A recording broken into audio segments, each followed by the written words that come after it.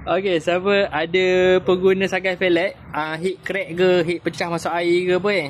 Kalau anda kata cari heat felek tak jumpa, boleh ambil yang Persona punya. Beza heat Persona Bedlamp, heat dia sama, cuma lubang skru ni berbeza.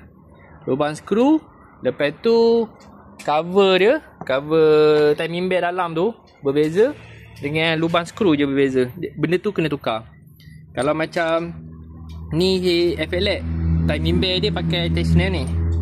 Tensioner ni, tensioner dia ni skru saiz 12, kepala 10. Dia ngangam tensioner ni. Jadinya kalau nak pakai heat yang apa Persona, kita tak boleh pakai skru ni sebab heat Persona skru saiz 14 lah.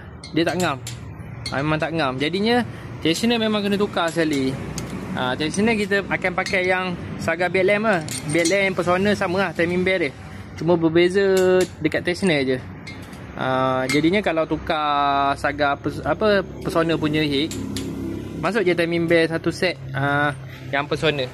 Walaupun kita Saga felek, tapi timing belt dia ni dah terpaksa pakai yang Persona atau Saga Bedlamp sebab dia lubang besar.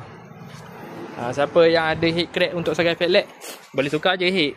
Kalau ada kalau tak jumpa heat Saga felek, boleh pakai yang Persona punya ataupun Saga Bedlamp.